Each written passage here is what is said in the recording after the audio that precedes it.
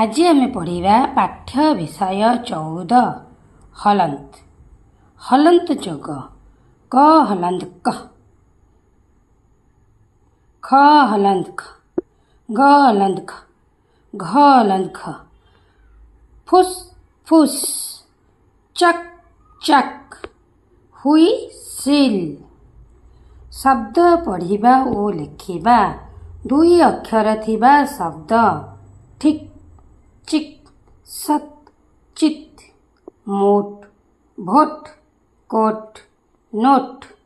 3 ଅକ୍ଷର ଥିବା ଶବ୍ଦ ରକେଟ୍, ପକେଟ୍, ହଠାତ୍, ଦୈବାତ୍, ଜଗତ୍, ଇସତ୍, ଶରତ୍।